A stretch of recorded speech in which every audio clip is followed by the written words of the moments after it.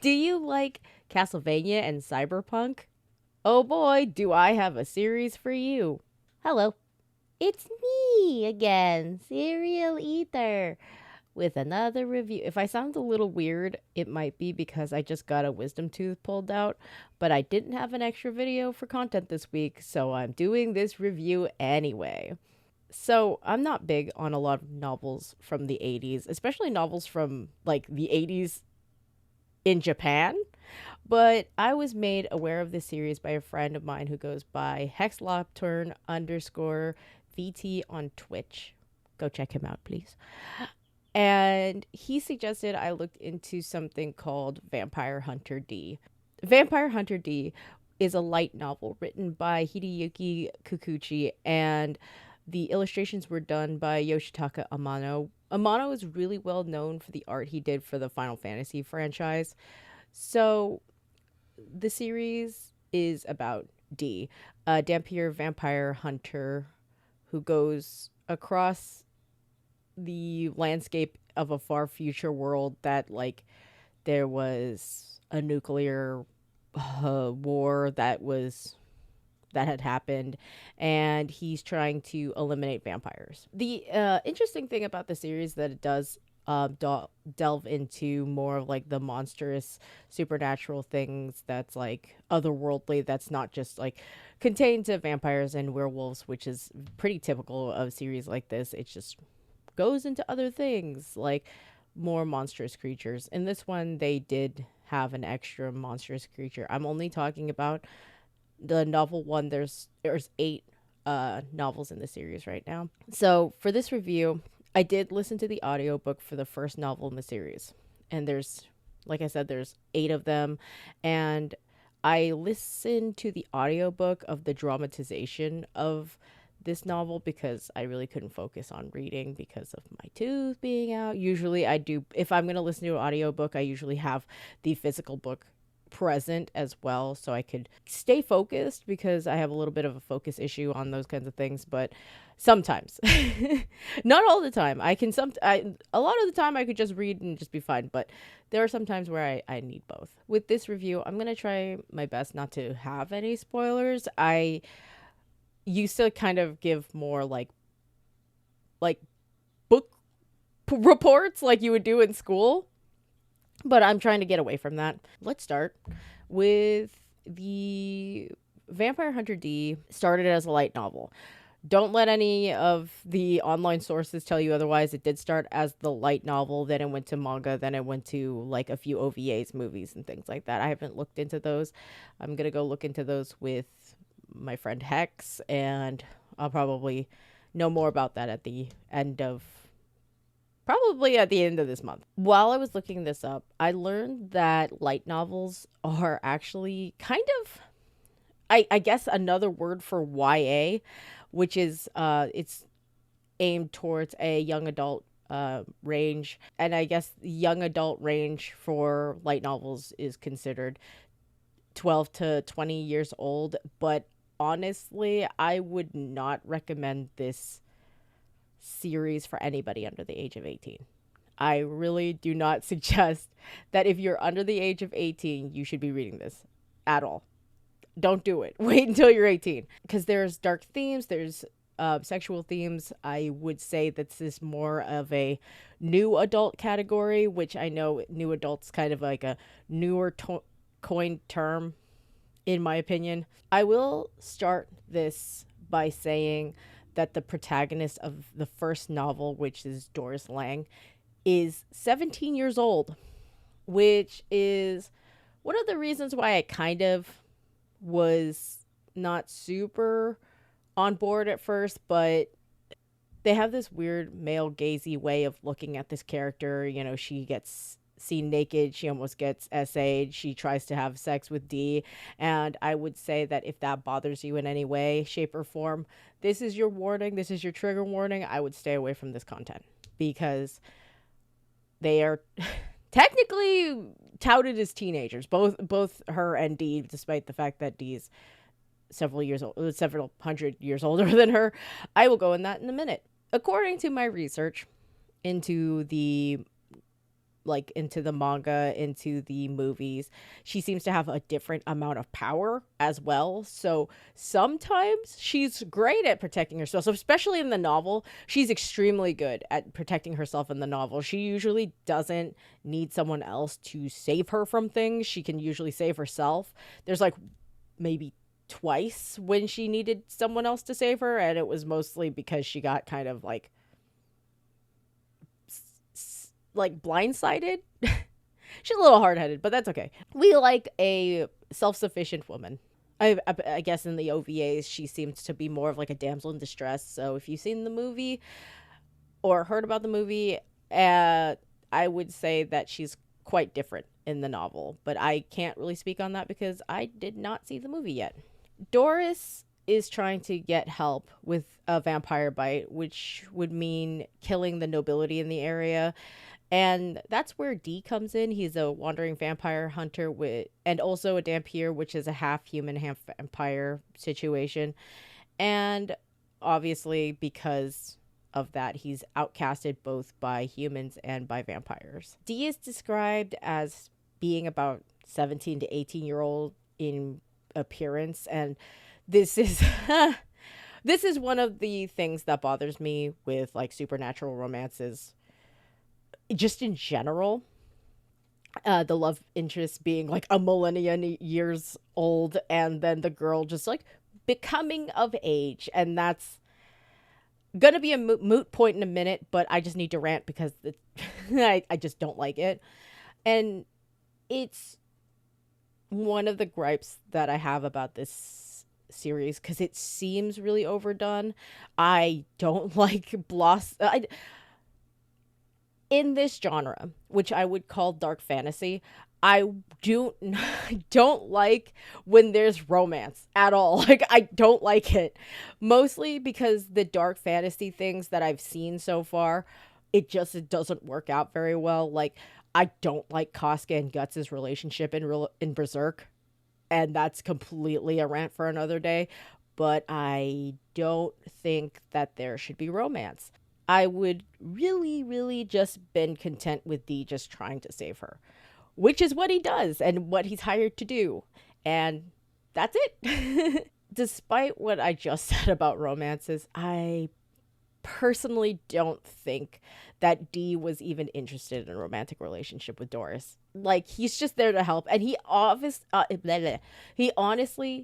just does that. He doesn't really go into any of the advances she does on him. He doesn't they kiss once and I'm like, ugh.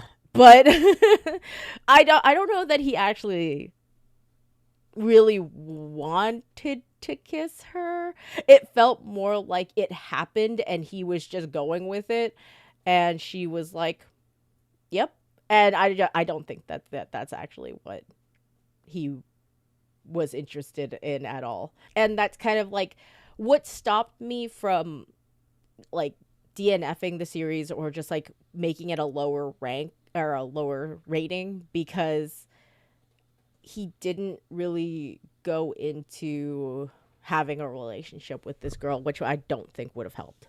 The romance really seems one-sided, which is kind of nice. I really like that.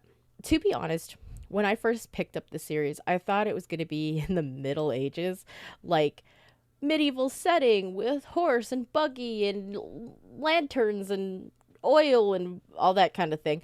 But when I got into it, they started I got what I actually got was vampires with laser rifles and cyborg horses and things like that. It was like almost really blindsiding to see, but honestly, it's kind of a nice change of pace from other kinds of media that have to do with vampires, which generally are like lanterns and things like that.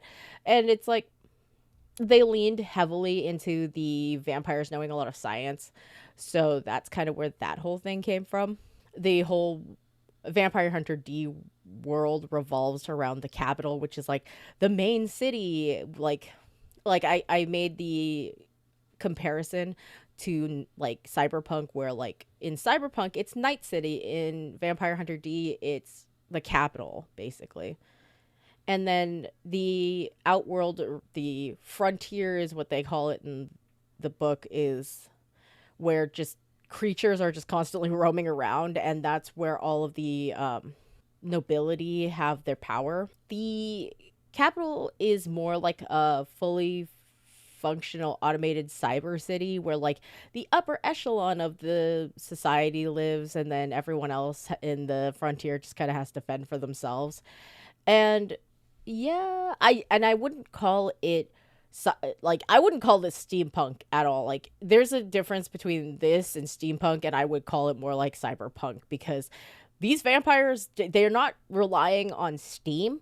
They're relying on electronics. Like they have satellites in the space and there's not too much steam there, but the first novel really doesn't expound on the whole thing too much. It's just a lot of surface level stuff. Despite all the lore dumps, there's not really a lot about like how the science works in the world. The whole story is written pretty fast paced. So because I assume because it was originally a light novel, which is supposed to keep people's attentions, and like especially like teenagers, they're trying to keep people's attentions. So there's that, and there's one thing that kind of bothers me, which gave me a little, which is very, it's to keep the action going and keep like the tension high, but there's like this repetitive thing that keeps happening, which is how often a mob just shows up at Doris's house and she's like, go away. Like by the end she was like, can you just tell me what you want and leave? And they were just like, we're here bothering you, making the tension high. And I'm like, yeah, I mean that works. The writing and the translation's pretty good. So, but like I said, there are a couple times where they'll like fully lore dump on like the reader, and I don't often like that. I like it when lore is kind of like sprinkled throughout, but it's fine. It's fine because you kind of they wanted to get you invested early in the world, and I think that bit of lore dumping was okay. I do appreciate like the amount of body horror and monsters in the book. If you can't handle over the top gore, something like that, or like monsters, like I don't mean like cute monsters, I mean like scary like actual monsters, like big scary ones. I don't think that this would be right for you. But in this book, I don't feel like they went over the top with gore or over the top with any of the monsters. It feels really on brand.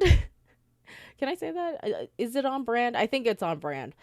Um, it's like there's this one part where like the flesh is like recreating someone, and it kind of takes a little bit of time, just like building up the visualizations, but it's like also it takes a long time for human bodies to be created, and it was created in like a span of like maybe 5 minutes, so the explanation's pretty long.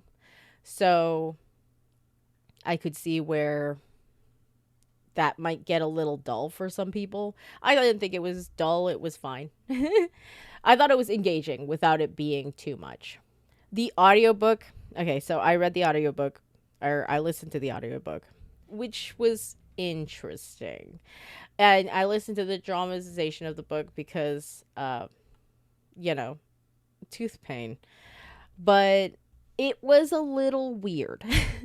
I will say the narrator had a bit of an odd lilt to his voice that was kind of distracting for me, but it's kind of like it would like kind of cut off a little bit, and you know, I don't know how I felt quite about the narrator. Most of the characters were fine. Some of the sound effects were weird. I would skip the dramatization. I was kind of ignoring the dramatization part of this whole audiobook because I wanted to actually enjoy the media that I was reading. Um, but I did have a conversation with Hex about how Dee might have had too much emotion in his voice for the audio reading. And I think this is where my disdain for the really old guy and the teenage romance girl trope got flared because it very easily misconstrued that D gives more feeling about this girl than what's afforded, because I don't I honestly don't think that D cared about her like that. I feel like a lot of the things that he was doing was to make sure she was feeling okay, but other than that, I really don't know that he actually was in love with her in the way that she was in love with him. And the emotion in his voice might have been kind of leaning towards that, and the fact that that was going on. I don't know. It felt like that's not what was. There was too much emotions on the voice actor's side, which is fine because I thought the voice actor was great. I just don't know if he was right for the role in that circumstance, because he just needed to be more flat, and it didn't. It came out too emotional. Sometimes, in my opinion, the audio can take away a bit of the more serious tone with the novel in some places, because they're trying to make it entertaining, but it's like some of their voices are really goofy because they made them have like a bunch of southern accents, and I'm like, it doesn't work for me. It doesn't work for me because I feel like if they didn't have the southern accents, it would be a little bit easier to take some of the characters more seriously, because some of them don't, and the ones that don't are much more frightening. Overall, I would give this novel a 4 out of 5 stars. There's some, obviously, you heard my gripes, and I feel like it could have been improved in some places, especially like some of the male gazy kind of thing. But generally, it's a good time. I will at some point go into looking into the movies and the manga, but if you're interested in the story and you're not interested in looking at visuals, you don't really want to read manga or anything like that, I would say the novel does it justice pretty well. And yes, the novel was first. Don't believe what the internet says, because I kept looking stuff up and people were like, "Well, it's a good companion piece for the manga." And I'm like, "The manga did not come first. The book came first." And yeah, that's the end of the review. Thank you guys for hanging out this long. If you want to see more of me, I stream most weeknights on twitch.tv/serial eater VT. Sometimes Hex joins me, so sometimes you might be able to see him. Hooray! If you want to go look at a in-depth schedule, it'll be on my card. And all of this is going to be linked in the description below. And I will see you guys soon. Goodbye!